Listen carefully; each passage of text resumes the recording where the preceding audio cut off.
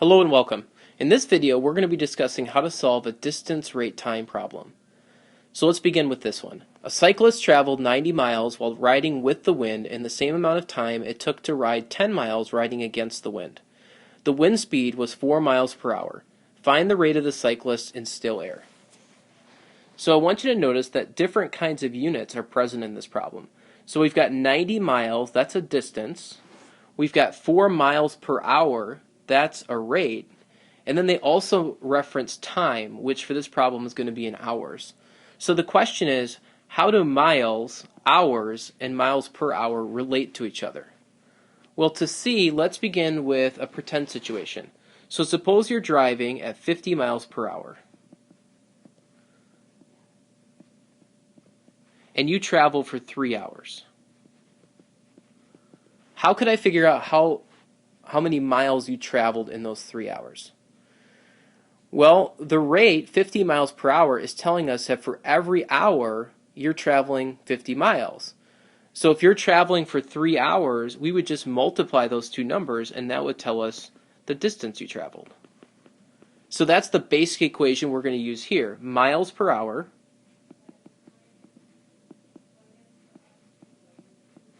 times the number of hours is going to tell us the number of miles traveled. So they also reference in this problem two different types of situations. So it says that the cyclist is riding with the wind, and then it says the cyclist is riding against the wind. So I'm going to label our two situations down the side. So we've got with the wind, and then we've got against the wind.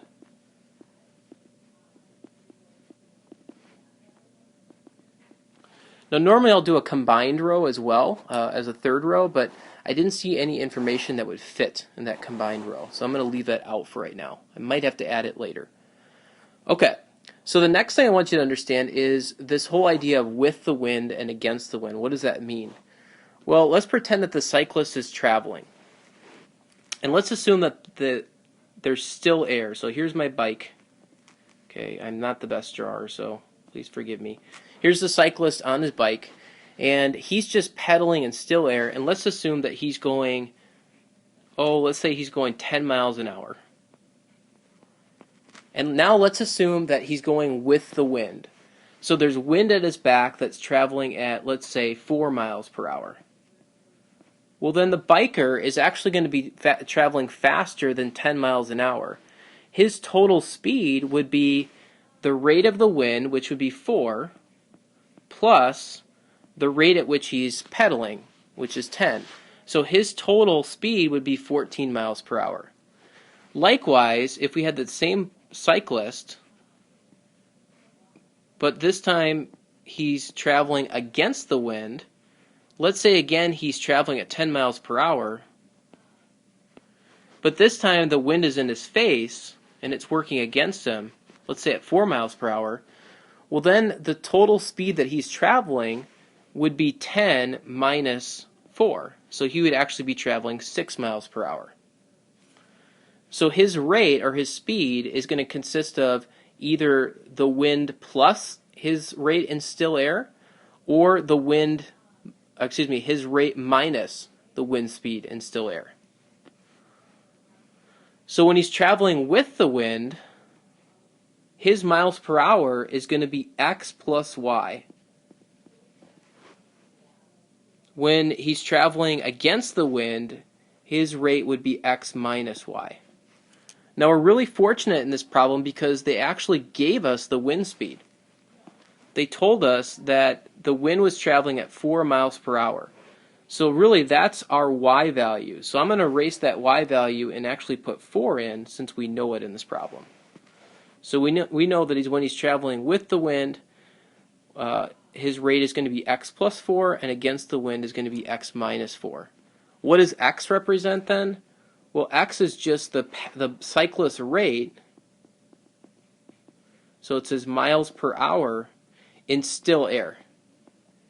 So if there was no wind, that's just how fast she'd be going.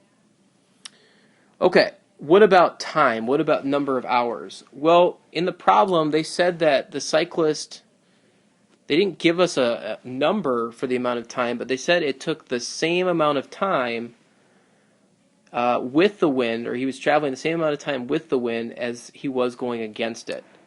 So since they didn't give us a number, I'm going to call the amount of time that he's traveling t. And since he's traveling the same amount of time with the wind as against the wind, I'm going to call both of those t. I can only do that when I'm sure that both quantities are the same. So if I want to know how many miles he traveled, well, they actually gave us that information as well. So they mentioned that the cyclist traveled 90 miles while riding with the wind and 10 miles while riding against the wind. So I know that riding with the wind, he's traveled 90 miles, and against the wind, he's traveled 10 miles. Well, the way I get the distance he traveled would be I would take his miles per hour, which is x plus 4, and I would multiply that by whatever t is, and that should equal this 90. In other words, this first line gives me an equation. So the equation is just x plus 4 times t equals 90. Likewise, the second line gives me an equation as well. If I wanted to figure out the number of miles that he's traveled, I would take his miles per hour, his rate, multiplied by his time, and that should give me his distance. So what I know from the second line is that x minus 4 times t equals 10. Okay, so now I basically have a system of equations. So I just want to solve this system. So let's start by distributing this t through in both equations. So if I do that in the first equation, I get x times t plus 4t equals 90. The second one, I have x times t minus 4t equals 10. And now I'm going to use substitution to solve this equation. Okay, so I've just given myself a little extra room here. I'm going to use substitution. So what I'm going to do is I'm going to solve this top equation for x. We're going to go through this step by step because we haven't seen a system of equations quite like this before. So when we solve for x, I'm going to start by taking the equation, which is xt plus 4t equals 90, and I'm going to subtract 4t from both sides.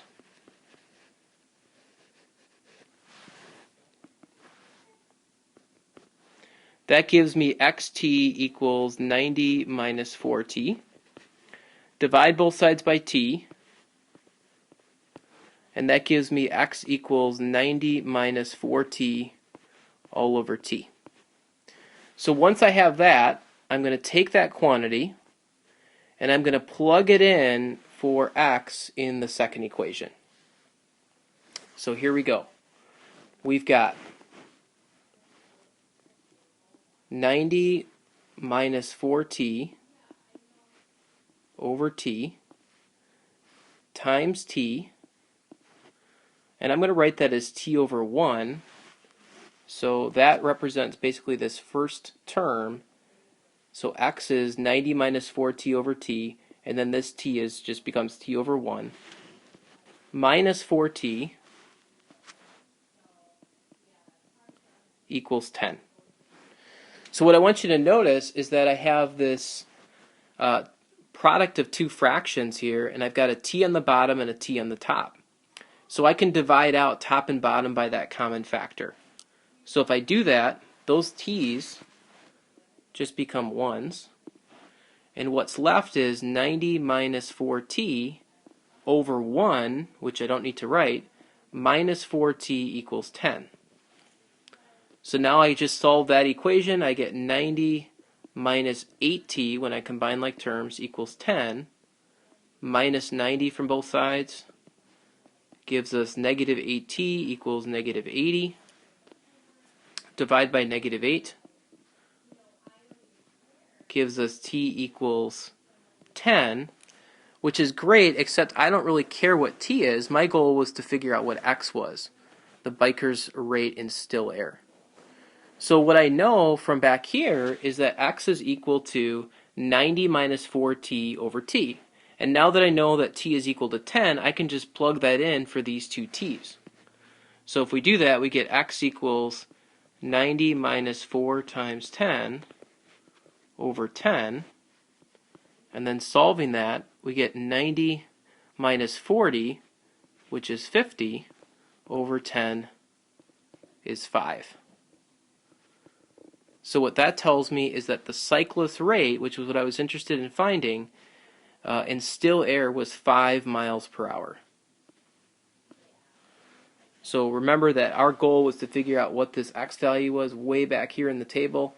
And so we just found out that x equals 5. And that is our final answer.